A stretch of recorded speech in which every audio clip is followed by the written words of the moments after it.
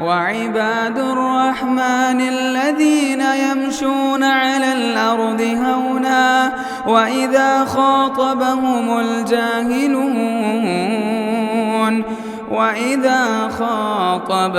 الجاهلون قالوا سلاما۔ سب سے پہلے ہر طرح کی حمد اور ثنا، تعریف و توصیف، عظمت اور بزرگی، کبریائی اور بڑائی اللہ رب العزت کے لیے لائق اور زیبا ہے، جو ہمارا بھی خالق ہے، سارے جہان کا خالق ہے، سارے زمان کا خالق ہے۔ اللہ تعالیٰ نے اسپیس بھی پیدا کیا ہے اور ٹائم بھی اللہ رب العالمین کی مخلوق ہے، اور ہم انسانوں کے لیے ٹائم جو ہے وہ 3 قسم کا ہوتا ہے نا، پاسٹ، پریزنٹ اور فیوچر، ماضی، حال اور مستقبل۔ اللہ رب العالمین کے فضل و احسان سے یہ رمضان کا مہینہ جس سے ہم گزر رہے ہیں، اس کی برکتیں ان تینوں زمانوں کو شامل ہیں۔ اس کی برکت ماضی کے لیے بھی ہے، حال کے لیے بھی ہے اور مستقبل کے لیے بھی ہے۔ یہ پاسٹ، پریزنٹ اور فیوچر وقت کی تینوں صورتوں کو برکتوں سے بھر دینے والا ہے۔ پریزنٹ میں اس کی برکت یہ ہے کہ آپ سے ماضی میں یعنی پاسٹ میں اس کی برکت یہ ہے کہ پاسٹ میں آپ سے جو گناہ ہوئے ہیں، رمضان کیا کرتا ہے؟ ان گناہوں کو صاف کرنے کے لیے آیا ہے نا۔ پاسٹ میں جو غلطیاں آپ سے ہوئی ہیں، جو گناہ آپ سے ہوئے ہیں، اگر آپ نے رمضان کا حق ادا کیا، اللہ رب العالمین کی اترنے والی رحمتوں سے فائدہ اٹھایا، وہ آنسو آپ اللہ کے حضور میں پیش کر سکے جو دل کی گہرائیوں سے نکلا ہے، تو یہ آنسو انشاءاللہ تعالی آپ کی ماضی کی ساری خطاؤں کو دھو دینے والے ہیں۔ اس لیے رمضان کا یہ مہینہ اللہ کے خوف سے نکلنے والا آنسو تلاش کرنے کا مہینہ ہے۔ اللہ رب العالمین نے ایک نہیں کئی عبادتیں ایسی رکھی ہیں جن کا اگر بندہ حق ادا کر دے اللہ اس کے گناہ معاف فرما دیتا ہے، ساری اس کی ماضی میں کی گئی خطائیں اللہ معاف فرما دیتا ہے۔ اللہ کے نبی صلی اللہ علیہ وسلم نے فرمایا من صام رمضان ایمانا واحتسابا غفر له ما تقدم من ذنبه، جو رمضان کا روزہ رکھ لے ایمان کے ساتھ اور اللہ رب العالمین سے اجر طلب کرتے ہوئے صرف اللہ تعالیٰ کے لیے، اس کے سارے گناہ بخش دیے جاتے ہیں۔ ایک روایت میں فرمایا من قام رمضان ایمانا واحتسابا غفر له ما تقدم من ذنبه، جو رمضان میں قیام اللیل کر لے، تہجد اور تراویح کی نماز پڑھ لے پابندی کے ساتھ، اللہ سے اجر کی امید رکھتے ہوئے، اللہ اس کے سارے گناہ بخش دیتا ہے۔ ایک روایت میں فرمایا من قام لیلۃ القدر ایمانا واحتسابا غفر له ما تقدم من ذنبه، جو لیلۃ القدر گزار لے ایمان کے ساتھ اللہ سے اجر کی امید کرتے ہوئے، یا کہ لیلۃ القدر میں قیام اللیل کر لے، اللہ اس کے سارے گناہ معاف فرما دیتا ہے۔ تو رمضان پہلے تو پاسٹ کے گناہوں کو معاف کر دیتا ہے، پھر پریزنٹ میں آپ کے ثواب میں اضافے کا باعث بنتا ہے۔ رمضان میں کی گئی چھوٹی چھوٹی نیکیوں پہ بھی اللہ تعالیٰ کی طرف سے اجر بڑا ملتا ہے۔ اللہ کے نبی صلی اللہ علیہ وسلم نے اپنی ایک صحابیہ سے پوچھا تم نے حج کر لیا تھا میرے ساتھ؟ صحابیہ نے کہا نہیں اللہ کے نبی میں آپ کے ساتھ حج نہیں کر سکی تھی۔ تو اللہ کے نبی نے فرمایا تو رمضان میں عمرہ کر لو، کیونکہ فإن العمرة فی رمضان تعدل حجۃ معی، رمضان میں عمرہ کرنا اس کا ثواب میرے ساتھ حج کرنے کے برابر ہے، میرے ساتھ حج کرنے کے برابر اللہ کے نبی نے فرمایا۔ علماء نے اس حدیث سے استدلال کرتے ہوئے کہا رمضان میں اللہ تعالیٰ نیکیوں کے ثواب کو بڑھا دیتا ہے، عام دنوں میں نیکی پر جو ثواب ملتا ہے اللہ تعالیٰ رمضان میں وہ ثواب بڑھا کر کے دیتا ہے۔ تو پریزنٹ میں جو نیکیاں کر رہے ہیں یہ مہینہ اس لیے بھی آیا ہے کہ اپنے ثواب میں، اپنے ذخیرے میں نیکیوں کے خوب اضافہ کر لیں، اور فیوچر مستقبل میں آپ کے کردار کی تربیت کرنے کے لیے آیا ہے۔ رمضان کا حق اگر آپ ادا کریں گے تو لازماً یہ رمضان اس کا اثر آپ کو شوال میں دکھائی دے گا انشاءاللہ تعالی۔ رمضان ایک بھٹی ہے، اس بھٹی میں جلا کر کے اللہ رب العالمین ایمان والے بندے کو کندن بناتا ہے۔ رمضان ایک طرح کا کورس ہے، جب 30 مہینے کا یہ دن بھر بھوکے رکھنے اور رات میں اللہ کے حضور میں قیام کرنے کا کورس کر کے آپ گزرتے ہیں تو شوال میں آپ کا تقوی نکھر جاتا ہے، آپ کی دینداری کا لیول بڑھ جاتا ہے، آپ کے اللہ رب العالمین سے تعلق میں مضبوطی آ جاتی ہے، اللہ کے ساتھ آپ کا رشتہ اور مضبوط ہو جاتا ہے۔ تو رمضان مغفرت کا مہینہ ہے، برکت کا مہینہ ہے اور تربیت کا مہینہ ہے۔ ماضی میں مغفرت، حال میں برکت اور مستقبل میں تربیت، یہ رمضان کا مقصد ہونا چاہیے۔ رمضان کا مقصد یہ ہونا چاہیے کہ رمضان کے اس مہینے سے جب ہم گزریں تو ہمارا شوال لازماً ہمارے شعبان سے مختلف ہونا چاہیے، ہے نا؟ جو ہماری دینداری کا لیول شوال میں تھا، رمضان کا پورا مہینہ گزرنے کے بعد رمضان میں جب ہم اس کے اختتام کو پہنچے تو پہلا شوال ہمارا آخری شعبان سے مختلف ہونا چاہیے۔ رمضان تربیت کرنے کے لیے آتا ہے، روزہ نفس کی تربیت کے لیے رکھایا گیا ہے۔ اللہ رب العالمین نے فرمایا یا الذین آمنوا کتب علیکم الصیام کما کتب علی الذین من قبلکم لعلکم تتقون، اے لوگوں جو ایمان لائے ہو، تم پر روزے فرض کیے گئے ہیں، تم سے پہلے کے لوگوں پہ بھی فرض کیے گئے تھے۔ یہ بات کیوں کہی گئی کہ تم سے پہلے کے لوگوں کو بھی فرض کیے گئے تھے؟ ہاں، یہ بتانے کے لیے کہ روزہ اللہ کی اتنی محبوب عبادت ہے کہ اللہ تعالیٰ نے ہر دور میں نیک لوگوں سے اس عبادت کا مطالبہ کیا ہے۔ ہر زمانے کے اللہ رب العالمین کے اولیاء، اللہ رب العالمین کے قریبی بندے اس عبادت کے ذریعے سے اللہ تعالیٰ کو خوش کرتے رہیں۔ اس سے ایک موٹیویشن ملتا ہے نا بھائی، ہم اللہ تعالیٰ سے سورہ فاتحہ میں دعا کرتے ہیں صراط الذین انعمت علیہم، اللہ تعالیٰ ہم لوگوں ان لوگوں کا راستہ دکھا جن پر تیرا انعام ہوا ہے۔ اللہ تعالیٰ بتا رہا ہے یہ روزہ انہی لوگوں کا راستہ ہے جن پر میرا انعام ہوا۔ تم سے پہلے جو اللہ تعالیٰ کے نیک بندے گزرے ہیں انہوں نے بھی اس روزے کے ذریعے سے میری قربت حاصل کی ہے۔ ہاں، تو فرمایا تم پر روزے فرض کیے گئے ہیں جیسے تم سے پہلے کے لوگوں پہ فرض کیے گئے تھے۔ کیوں؟ لعلکم تتقون، تاکہ تم تقوی والے بن جاؤ۔ یعنی روزے کا امتحان دے کر کے بندہ جب شوال میں داخل ہو تو اس کے ہاتھ میں تقوی کا سرٹیفکیٹ ہونا چاہیے۔ اگر یہ روزے کا امتحان دینے کے بعد تقوی نہیں حاصل ہوا، جو صورتحال ہماری شعبان میں تھی وہی صورتحال شوال میں بھی ہے۔ شعبان میں نمازیں چھوڑ رہے تھے، شوال میں بھی نمازیں چھوٹ رہی ہیں۔ شعبان میں اللہ رب العالمین کے ذکر سے غافل تھے، شوال میں بھی وہی غفلت ہے۔ تو اس کا مطلب اللہ روزے سے جو ہم کو دینا چاہتا تھا وہ ہم نے روزے سے حاصل نہیں کیا۔ یہ بہت ضروری ہے۔ رمضان آپ کے لیے تقوی کی سوغات لایا ہے، تقوی کا تحفہ لایا ہے۔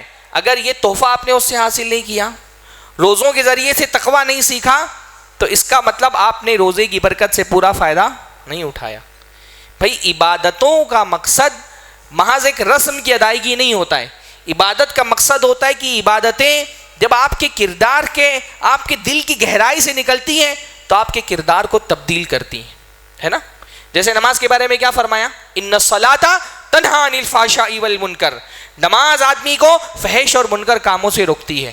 آپ نماز کا حق ادا کریں گے تو نماز لازماً آپ کو گناہوں سے روکے گی، آپ کا ہاتھ پکڑ لے گی، آپ کو ظلم نہیں کرنے دے گی، آپ کے زبان پکڑ لے گی، آپ کو جھوٹ نہیں بولنے دے گی، آپ کے قدم پکڑ لے گی، گناہ کے راستے پہ نہیں چلنے دے گی، اگر آپ نماز کا حق ادا کر رہے ہیں تو۔ اب اگر کسی شخص کی نمازیں اس کو گناہوں سے نہیں روک رہی تو کیا اللہ کا کلام جھوٹا ہے؟ اللہ فرما رہا ہے نماز بندے کو فحش اور منکر کاموں سے روکتی ہے۔ میری نماز اگر میرے لیے گناہوں میں آڑ نہیں بنتی، میری نماز اگر مجھ کو جھوٹ سے نہیں بچا رہی، مجھ کو غیبتوں سے نہیں بچا رہی، مجھ کو ظلم سے نہیں بچا رہی، تو قصور اللہ کے کلام کا نہیں، قصور میری نماز کا ہے۔ اللہ کا کلام جھوٹا نہیں ہو سکتا، میری نماز اگر مجھ کو گناہوں سے نہیں روک رہی تو میری نماز جھوٹی ہے۔ اللہ تعالیٰ نے فرمایا روزے رکھائے جا رہے ہیں تاکہ تقوی پیدا ہو۔ میرا روزہ اگر میرے دل میں تقوی پیدا نہیں کر رہا، میرے کردار کی اصلاح نہیں ہو رہی، تو اللہ کا کلام تو جھوٹا نہیں ہو سکتا، میرا روزہ جھوٹا ہے، میرا روزہ جھوٹا ہے۔ تو روزہ یعنی امام ابن تیمیہ رحمہ اللہ نے ایک بات کہی نا بڑی پیاری، کہ عبادتیں جب وہ اس کا حق ادا کیا جاتا ہے تو وہ آپ کے کردار پر اثر انداز ہوتی ہیں. پر یہ کب اثر انداز ہوں گی؟ جب یہ عبادتیں خالصتاً اللہ تعالیٰ کے لیے ہوں. بعض مرتبہ عبادت نہیں بنتی، وہ عادت بن جاتی ہے. بعض مرتبہ بندہ عبادت کے ظاہری پروٹوکول کو تو فالو کر رہا ہوتا ہے، لیکن وہ عبادتیں اس کے اندر سے نہیں نکل رہی ہوتی ہیں، بس وہ سماج کی رسم سمجھ کر کے ایک عبادت کیے جا رہا ہے. تو پھر ایسی عبادتیں خالی ہوتی ہیں، باج ہوتی ہیں. امام تیمیہ کہتے ہیں یہ عبادت نہیں ہے، یہ عادت، رسم. بعض مرتبہ آدمی روزہ رکھ رہے ہیں کہ اتنے سارے لوگ روزہ رکھ رہے ہیں، میں اگر اس میں روزہ نہیں رکھوں تو لوگ مجھے روزہ خور کہیں گے. ہاں، اتنے سارے لوگ روزہ رکھ رہے ہیں، اس میں اگر میں روزہ نہیں رکھوں لوگوں میں میری بدنامی ہوگی. آدمی بدنامی کا سوچ کر کے رکھ لیتا ہے. یا رسمن سارے لوگ رکھ رہے ہیں، اس میں مجھے بھی رکھ لینا چاہیے، رکھ لیتا ہے. جب عبادت کی گہرائی کو آدمی نہیں پاتا نا، تو عبادت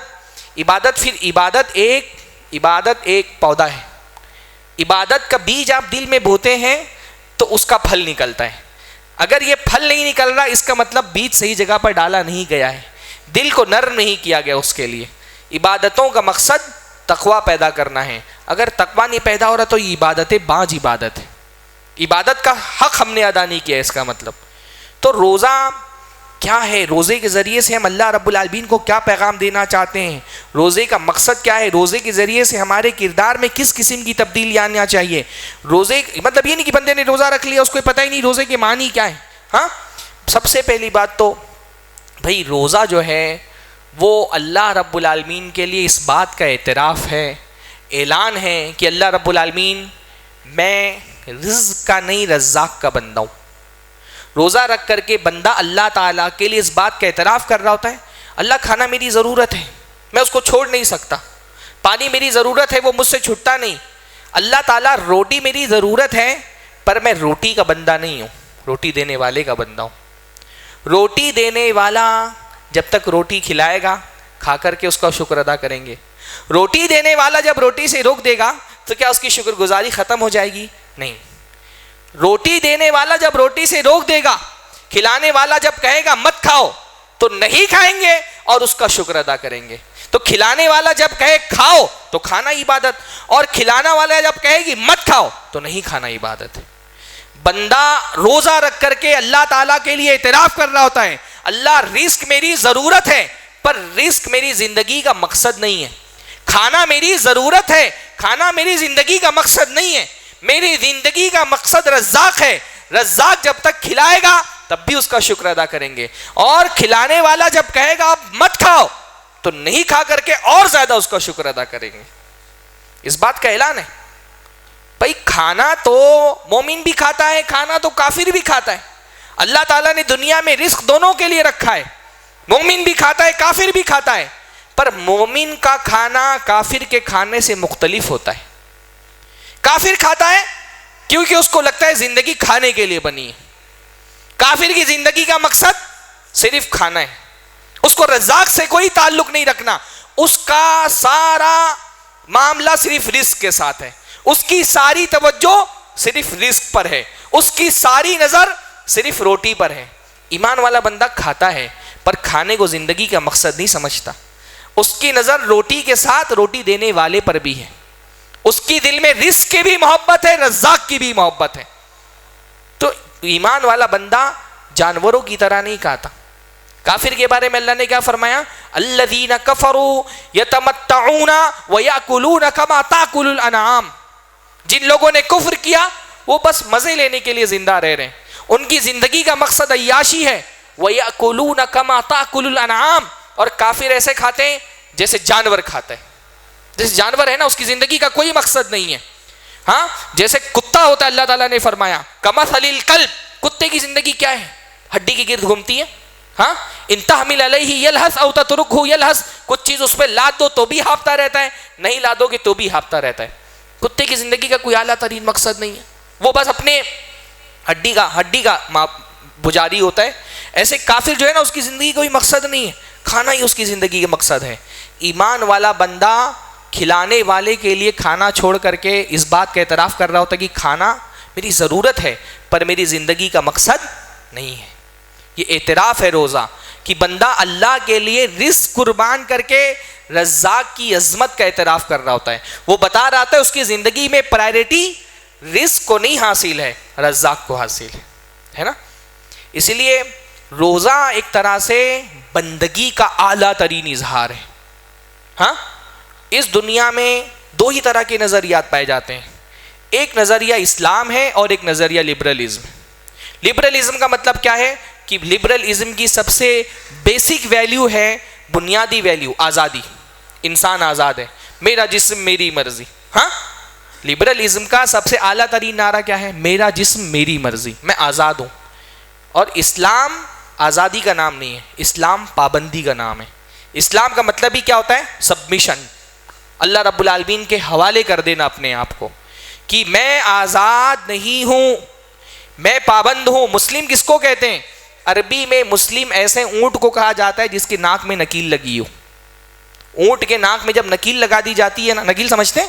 ہاں, ناک میں جو جانوروں کے نکیل لگا دی جاتی ہے نا, نکیل لگانے کے بعد اونٹ بے بس ہو جاتا ہے, فرما بردار بن جاتا ہے. جس کے ہاتھ میں اس کی نکیل ہے اس کے اشاروں پہ چلتا ہے. جس کے ہاتھ میں نکیل ہے وہ بٹھاتا ہے تو بیٹھ جاتا ہے, وہ کھڑا کرتا ہے تو کھڑا ہو جاتا ہے, وہ دائیں مڑتا ہے تو دائیں مڑ جاتا ہے, وہ بائیں مڑتا ہے تو بائیں مڑ جاتا ہے. اسلام اسی بات کا نام ہے, سبمیشن, کہ میں آزاد نہیں ہوں, میں اللہ کے حکام کا پابند ہوں. بندہ اللہ کے حکم سے اپنا کھانا پانی چھوڑ کر کے اس بات کا اعتراف کر رہا ہوتا ہے میرا جسم ہے پر مرضی میری نہیں ہے. مرضی کس کی ہے؟ اس جسم دینے والے کی ہے. جسم میرا ہے پر اس پر مرضی کس کی چلے گی؟ کائنات کے خالق کی, اس جسم کے بنانے والے کی. حتیٰ کہ اپنی بیسک ضرورت میں بھی میں آزاد نہیں ہوں. مسلمان اسی چیز کا نام ہے نا, مسلمان اپنی زندگی کے کسی مرحلے میں بھی آزاد نہیں ہے, وہ اللہ کے حکام کا پابند ہے. روزہ رکھ کر کے بندہ یہ اعتراف کر رہا ہوتا ہے میں کھانے میں بھی آزاد نہیں ہوں, میں پانی میں بھی آزاد نہیں ہوں. میں تب کھاؤں گا جب میرا کھلانے والا کہے گا کھاؤ, اور جب کھلانے والا کہے گا مت کھاؤ میں پابند ہوں, میں آزاد نہیں ہوں. وہ کہے گا مت کھاؤ, میں کھانے سے رک جاؤں گا. اعلیٰ ترین عبادت کا مظہر ہے. ہاں بھائی, کھانا چھوڑنا کوئی بہت بڑی چیز نہیں ہے. دنیا میں بھوکے رہنے والے بہت لوگ ہیں, ہاں, پر یہ بھوک عبادت کب بنتی ہے؟ جب یہ خالصتاً اللہ کے لیے ہو. واللہ یہ بھوک تو بہت خوش نصیبوں کے حصے میں آتی ہے, وہ بھوک جو صرف اللہ کے لیے ہے, وہ پیاس جو صرف اللہ تعالیٰ کے لیے ہے. ہاں, بھوکے رہنے والے دنیا میں بہت ہیں, پر کسی بھوکے رہنے والے سے ویسی اللہ محبت نہیں کرتا جیسے روزے دار سے کرتا ہے. ہاں, کیوں کرتا ہے اللہ تعالیٰ؟ اللہ رب العالمین اتنا محبوب روزہ رکھنے والا اللہ تعالیٰ کا. اللہ رب العالمین اللہ کے نبی صلی اللہ علیہ وسلم فرما رہے ہیں لَخَلُوفُ فَمِ الصَّائِمِ أَطْيَبُ عِندَ اللَّهِ مِن رِيحِ الْمِسْكِ, کہ روزہ رکھنے والے کے منہ سے آنے والی بو اللہ کے یہاں مشک کی خوشبو سے زیادہ پسندیدہ ہے. اتنا چہتا کون ہوتا ہے کسی کا بھائی؟ بھوکوں سے کون محبت کرتا ہے؟ اللہ کی محبت ایسی ہے, بندہ اللہ کے لیے بھوکا ہے, اس کے منہ سے آنے والی بو اللہ کو مشک کی خوشبو زیادہ پسند ہے. ہاں, کتنے خوش نصیب ہے اللہ کے لیے بھوکے رہنے والے. اللہ تعالیٰ نے اتنا, اللہ تعالیٰ کے محبوب روزہ رکھنے والے, بھائی اللہ نے جنت میں الگ دروازہ ان کے لیے بنا دیا. کیا نام ہے دروازے کا؟ باب الریان, اسپیشل گیٹ. بھائی جیسے کسی پروگرام میں ہم جاتے ہیں نا, تو ایک تو جنرل گیٹ ہوتا ہے, عام لوگ جا رہے ہیں اس میں, اور وی آئی پی لوگوں کے لیے کیا ہوتا ہے؟ اسپیشل گیٹ ہوتا ہے. روزے داروں کا ٹریٹمنٹ قیامت کے دن ایک اسپیشل وی آئی پی لوگوں کی طرح ہوگا. اللہ تعالیٰ نے الگ دروازہ ان کا بنایا ہوا ہے, ایک اللہ تعالیٰ کے الگ ان کا مقام ہے. اتنی ساری محبت ایک بھوکے رہنے والے سے اللہ کو کیوں ہے؟ اللہ نے فرمایا یترک طعامہ و شرابہ و شہوتہ لاجلی, کہ اس بندے نے کھانا چھوڑا ہے, پانی چھوڑا ہے, اپنی شہوتوں قربان کر رہا ہے, لاجلی, میرے لیے قربان کر دیا ہے.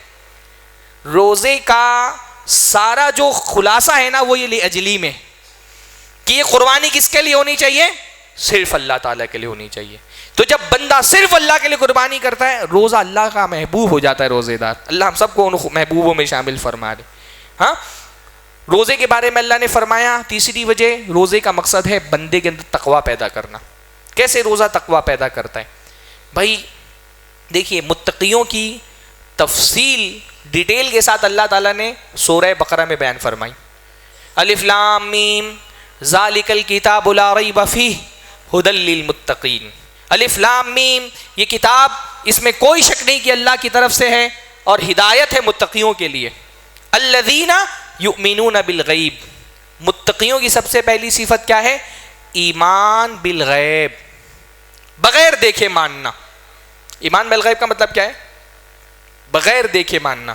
اللہ کو نہیں دیکھا پر اس کے وجود پر، اس کی ربوبیت پر، اس کی الوہیت پر ایمان رکھتے ہیں.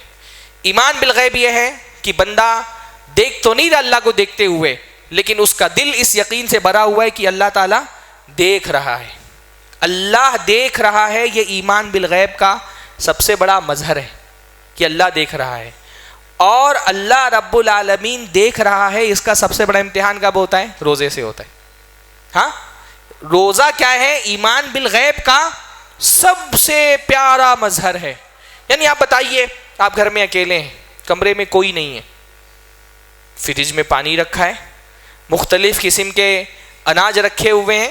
ہاں، کون سی چیز ہے بھائی؟ کوئی نہیں دیکھ رہا ہے، کھا لو چپکے سے. کون دیکھنے والا ہے؟ ہاں، آج کل تو ہوٹلوں پہ بھی پردے پڑے ہوئے ہوتے ہیں. ہاں، جو لوگ بندوں سے نہیں، اللہ سے نہیں شرماتے، وہ بندوں سے شرماتے ہیں. تو چپکے سے چلے جاؤ کسی ہوٹل میں، کھا لو. کون دیکھنے جا رہا ہے؟ کلی کرنے کے لیے آدمی نے منہ میں پانی ڈالا ہے، ایک گھٹ نیچے اتار لو، کس کو پتا چلنے والا ہے؟ کیوں نہیں پی رہے بھائی؟ کیوں نہیں کھا رہے؟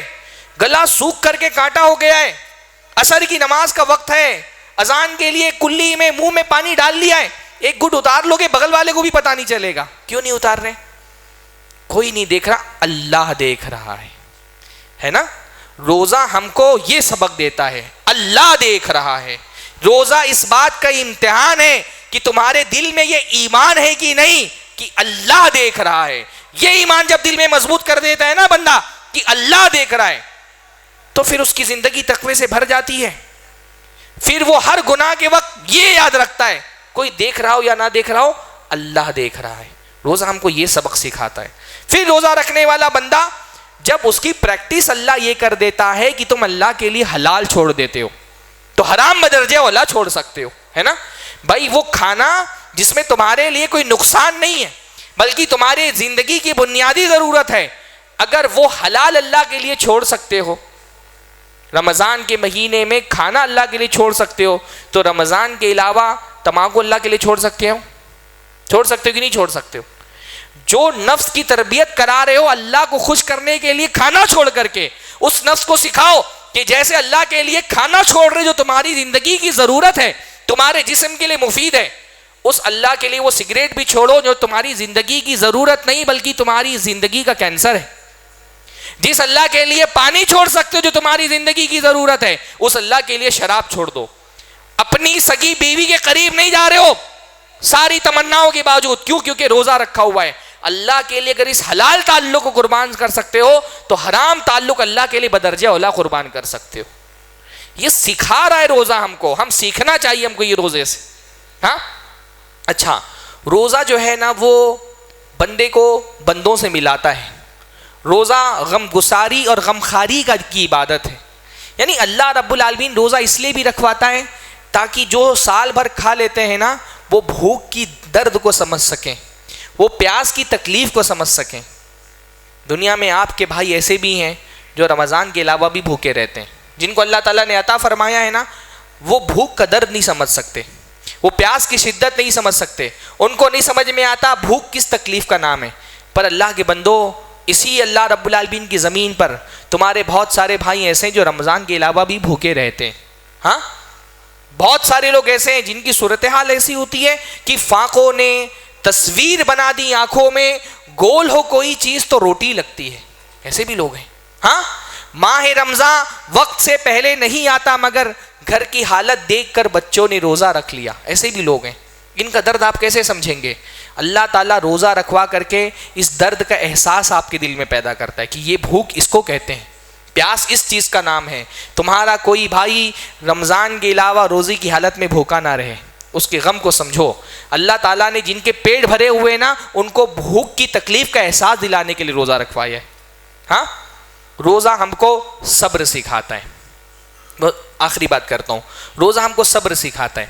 صبر کس چیز کا نام ہے؟ علماء نے کہا صبر جو ہے نا وہ 3 طرح کا ہوتا ہے.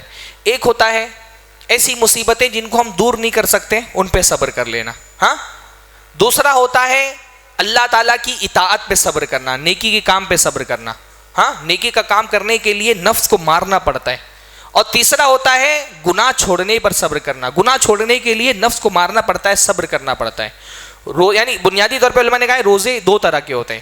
ایک صبر دو طرح کا ہوتا ہے. ایک ہوتا ہے صبر اجباری اور ایک ہوتا ہے صبر اختیاری. صبر اجباری یہ ہے کہ ایک ایسی مصیبت آ گئی جس کو بندہ ٹال نہیں سکتا تو صبر کر رہے. جیسے حضرت یوسف علیہ السلام کو ان کے بھائیوں نے کنویں میں ڈال دیا. اب ان کے پاس صبر کے علاوہ کوئی چارہ نہیں, اس مصیبت کو وہ ٹال نہیں سکتے. یہ اجباری صبر ہے. اور ایک ہوتا ہے صبر اختیاری. صبر اختیاری یعنی ایسا صبر جہاں بندہ مصیبت سے باہر نکل سکتا ہے پر مصیبت سے باہر نکلنے کا راستہ حرام ہے. حرام راستہ دکھ رہا ہے جس سے بندہ مصیبت سے بچ سکتا ہے تو ایمان والا بندہ حلال پہ صبر کرتا ہے, حرام کی طرف نہیں جاتا. صبر اختیاری اعلیٰ ترین صبر ہے. اور روزہ ہم کو یہ صبر سکھاتا ہے کہ بھائی بھوک لگی ہے, باہر نکلنے کا راستہ ہے بھوک سے, جاؤ چپکے سے گھر میں کھا لو. پر روزہ سکھاتا ہے نہیں, صبر کرنا سیکھو اللہ کی اطاعت میں. حرام کی طرف مت جاؤ, حلال پر صبر کرنا سیکھو. پیاس لگی ہے, پانی پینا, اللہ کی نافرمانی کرو, جا کے چپکے سے پانی پی لو, کوئی نہیں دیکھنے والا. پر روزہ ہم کو سکھاتا ہے صبر کرو, صبر کرو اللہ تعالیٰ کے لیے, مصیبتوں کو برداشت کرو, حرام کی طرف مت جاؤ. یہ روزہ ہم کو صبر کرنے کی صلاحیت دیتا ہے. تو بندہ روزہ رکھتا ہے تو روزے سے صبر کرنا سیکھتا ہے کہ بندہ حلال پر اکتفا کرے, حرام کی طرف نہیں جائے, حلال پر صبر کرتا رہے. اور اگر حلال پہ صبر کرے گا تو کیا ہوگا بھائی, مغرب تو ہوگی ہی نا, مغرب ہوگی, اذان ہوگی, پیٹ بھرے گا, پیاس بجھے گی, دعا پڑھیں گے ذهب الظمأ وابتلت العروق. جیسے ایمان والے بندے کا دن روزے سے گزرتا ہے نا, اس کی زندگی بھی روزے والی ہے. ہاں وہ دن بھر کیا سوچ کے صبر کرتا ہے کہ بھئی مغرب ہوگی انشاءاللہ کھائیں گے پیئیں گے. ایسے ہی اللہ کی نافرمانی پہ صبر کرتا, اللہ کی فرما برداری پہ. حرام چیزیں دکھ رہی ہیں, بندہ کیا سوچ کر کے صبر کر رہا ہے, ادھر اس کو چھوڑ دیتے ہیں, انشاءاللہ جب زندگی کا سورج غروب ہوگا تو جنت میں سب ملنے والے ہیں. ہاں یہاں حرام نہیں کھائیں گے, انشاءاللہ تعالی جنت میں کھائیں گے. اس لیے اللہ نے کیا فرمایا, وَلِلصَّائِمِ فَرْحَتَانِ, روزہ رکھنے والے کے لیے دو خوشیاں ہیں, ایک جب وہ روزہ کھولتا ہے اور ایک جب اپنے رب سے ملاقات کرے گا. ایمان والے بندے کی پوری زندگی روزہ ہوتی ہے, اس کو حرام تعلق قائم کرنے کا موقع مل رہا ہے, فحاشی بے حیائی کا زمانہ ہے, راستے کھلے ہوئے ہیں, پر بندہ کیوں صبر کر رہا ہے, بھائی یہاں حرام تعلق سے بچا لو, جنت میں حوریں اللہ تعالیٰ نے رکھی ہیں انشاءاللہ. ہاں یہاں حرام چیزوں سے بچ جاؤ, انشاءاللہ تعالیٰ جنت میں کوئی حرام, کچھ نہیں حرام ہوگا, جنت میں سب جتنی نعمتیں سب حلال ہو جائے گی انشاءاللہ. تو جیسے ہم روزے میں افطار کا تصور کر کے صبر کر لیتے ہیں نا, زندگی میں جنت کو امیجن کر کے صبر کر لینا چاہیے کہ تھوڑے دن تک کے برداشت کرنا ہے, پھر انشاءاللہ جنت میں تو کچھ بھی حرام نہیں ہوگا, وہاں کوئی تکلیف اور پریشانی اور مصیبت نہیں ہوگی. تو یہ روزہ ہم کو صبر سکھاتا ہے, روزہ ہم کو شکر سکھاتا ہے. جب اللہ تعالیٰ کی نعمتوں کو ہم چھوڑتے ہیں تو ہم کو نعمتوں کی قدر سمجھ میں آتی ہے. جب یعنی کھانا پینا زندگی بھر چلتا رہتا ہے, کبھی اللہ رب العالمین الحمدللہ ہماری زندگی میں کھانے پینے کی کمی نہیں کرتا. نعمت جب تک ملی ہوتی ہے اس کی قیمت اور قدر سمجھ میں نہیں آتی. جب نعمت چھن جاتی ہے, بندہ بھوکا رہتا ہے 14 گھنٹے کے لیے 16 گھنٹے کے لیے, تو پتہ چلتا ہے کہ یہ پانی جو اتنی آسانی سے پی لیتے تھے اس کی ویلیو کیا ہے, یہ کھانا جو اتنی آسانی سے مل جا رہا تھا اس کی ویلیو کیا ہے. نعمت کی ویلیو سمجھو گے تو نعمت دینے والے کی قدر دل کے اندر پیدا ہوگی کہ میرا رب کتنا کریم ہے, سال کے 11 مہینے کتنی آسانی سے کھلا پلا رہا تھا ہم کو, یہ پانی کتنی بڑی ہماری ضرورت ہے. بھئی پانی کھانا اس بات کی علامت ہے کہ ہم اللہ کے کتنے محتاج ہیں, ہے نا. خالق اور مخلوق کے درمیان بنیادی فرق تو یہی ہے کہ خالق کھلاتا ہے اور مخلوق کھاتی ہے, خالق نہیں کھاتا. ہماری بندگی کا سب سے بڑا اظہار یہ ہے کہ ہم کو بھوک لگتی ہے. ہماری بندگی کی علامت یہ کہ ہم کو بھوک لگتی ہے, کہ ہم بندے ہیں اس لیے ہم کو بھوک لگتی ہے. اب کتنا پیارا لفظ ہے وہ, جہاں اللہ رب العالمین نے عیسائیوں کا رد کیا ہے کہ وہ حضرت مریم کو حضرت عیسیٰ کو رب سمجھتے ہیں. اللہ نے صرف ایک جملہ فرمایا, کان یاکلانی طعام, یہ دونوں تو کھانا کھاتے تھے. مریم کھانا کھاتی تھی, عیسیٰ کھانا کھاتے تھے.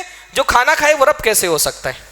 کھانا کھانا اس بات کی علامت ہے کہ ہم بندے ہیں. بھوک جو رمضان میں ہم کو لگتی ہے روزے کی حالت میں, یہ ہم کو ہماری محتاجگی کا احساس دلاتی ہے کہ ہم اللہ تعالیٰ کی نعمتوں کی کتنے محتاج ہیں, ہم کھانے کی کتنے محتاج ہیں, ہم پانی کی کتنے محتاج ہیں. 16 گھنٹے میں حالت خراب ہو جاتی ہے. روزہ ہم کو بتا رہا ہوتا ہے یہی تمہاری اوقات ہے. روزہ ہم کو ہماری اوقات یاد دلاتا ہے, یہی تمہاری اوقات ہے. تمہاری دنیا کتنی ترقی کر لے, تمہاری سائنس کتنے بھی عروج پر پہنچ جائے, اللہ تعالیٰ کی نعمت کے بغیر, یہ دو نعمتیں صرف کھانا اور پانی, اس کے بغیر 12-14 گھنٹے میں یہ حالت ہو جاتی ہے تمہاری. روزہ ہم کو ہماری اوقات یاد دلاتا ہے. اسی اوقات میں رہنے کا نام بندگی ہے. ہاں, اس اوقات سے باہر نکل جانے کا نام تکبر ہے, اور تکبر اللہ تعالیٰ کو پسند نہیں ہے. بہرحال یہ روزے کی کچھ اسباق تھے. اللہ تعالیٰ اس روزے کے ذریعے سے ہم کو اپنے کردار کی اصلاح کرنے کی توفیق نصیب فرمائے. اللہ رب العالمین رمضان کی ان برکتوں سے ہم کو فائدہ اٹھانے کی توفیق نصیب فرمائے. ایک صحابی نے اللہ کے نبی صلی اللہ علیہ وسلم سے کہا, اللہ کے نبی مجھے نصیحت کیجیے اور مختصر نصیحت کیجیے. تو اللہ کے نبی نے فرمایا, صلی صلاۃ مودعین, ودا کرنے والے کی طرح نماز پڑھو. نماز ایسے پڑھو گویا کہ تمہاری زندگی کی آخری نماز ہے. اس کے بعد تم کو اللہ کے سامنے سر جھکانے کا موقع نہیں ملے گا. بندہ جب نماز کو زندگی کی آخری نماز سمجھ کر کے پڑھتا ہے نا, وہ اللہ کی قربت کی لذت نماز میں محسوس کرتا ہے. اس رمضان کو یہ سمجھ کر کے گزارو کہ تمہاری زندگی کا آخری رمضان ہے. اور ہم میں سے کوئی ہے جو بول سکتا ہے کہ نہیں گارنٹی کے ساتھ اگلا رمضان بھی ہم کو ملنا ہے؟ اگلا رمضان تو دور کی بات, ہم تو اس رمضان کے بارے میں بھی کوئی گارنٹی نہیں دے سکتے کہ ہم کو عید تک کے یہ رمضان نصیب ہونے والا ہے کہ نہیں. بھائی کل کے روزے کی گارنٹی نہیں دے سکتے, اپنے افطار کی گارنٹی نہیں دے سکتے کہ آج افطار بھی نصیب ہوگا کہ نہیں ہوگا. اس لیے ہر رمضان ایسے گزارو گویا کہ یہ زندگی کا آخری رمضان ہے. بہت لوگ پچھلے رمضان میں ہمارے ساتھ تھے, آج ہمارے ساتھ نہیں ہیں. ہم کو بھی نہیں پتا اگلی رمضان میں ہم آپ کے ساتھ ہوں گے کہ نہیں ہوں گے. ایک موقع اللہ تعالیٰ نے دیا ہے, اس کو ضائع مت ہونے دو. سونے کے لیے, کھانے کے لیے, کھیلنے کے لیے, باتیں کرنے کے لیے, مجلسیں لگانے کے لیے 11 مہینے پڑے ہوئے انشاءاللہ تعالیٰ. یہ رمضان کا مہینہ اللہ تعالیٰ نے قسمت میں لکھ دیا ہے. اس کے ایک ایک لمحے کی قدر کریے, ایک ایک سیکنڈ کی قدر کریے. پچھلی مرتبہ بھی یہ بات میں نے کہی تھی, پھر یہ بات میں کہتا ہوں. امام ابن الجوزی نے کہا, مردوں کو اگر کہا جائے تمنا کرو, لَتَمَنَّوْا يَوْمًا مِّن رمضان, وہ اللہ تعالیٰ سے تمنا کریں گے اللہ ہم کو رمضان کا ایک دن دے دے, ایک دن رمضان کا دے دے. ایک دن رمضان کا انشاءاللہ تعالیٰ آپ کو جہنم سے نجات دلا سکتا ہے. یہ بہت قیمتی لمحات ہیں, اس کی قدر کریے. ایک عشرہ گزر چکا, اور عشرہ گزر جائیں گے 2 عشرے آسانی سے. رمضان ختم ہو جائے گا تو ہم افسوس کرتے ہیں کیسے گزر گیا پتہ نہیں چلا. تو اس سے پہلے کہ گزر جائے, رمضان ایک خزانہ لے کر کے آیا ہے. اپنی جھولیاں بھر لے اس خزانے سے, اس کی برکتوں سے مالا مال ہو جائیں, اس سے پہلے کہ یہ چلا جائے اور پھر سوائے افسوس کرنے کے ہمارے ہاتھ میں اور کچھ نہ رہ جائے. اقول قولی ھذا واستغفر اللہ لی ولکم ولسائر المسلمین واستغفروہ انہ الغفور الرحیم وآخر دعوانا ان الحمد للہ رب العالمین. مسجد عباد الرحمن کے پلیٹ فارم سے ہونے والی دعوت و تبلیغ کے مشن کو آگے بڑھانے میں ہمارا بھرپور ساتھ دیں. علم و عمل سے ناطہ جوڑنے کے لیے اہل علم سے جڑیں. مسجد عباد الرحمن کے یوٹیوب چینل کو سبسکرائب کریں اور آگے شیئر کرنا ہرگز نہ بھولیں. فجزاکم اللہ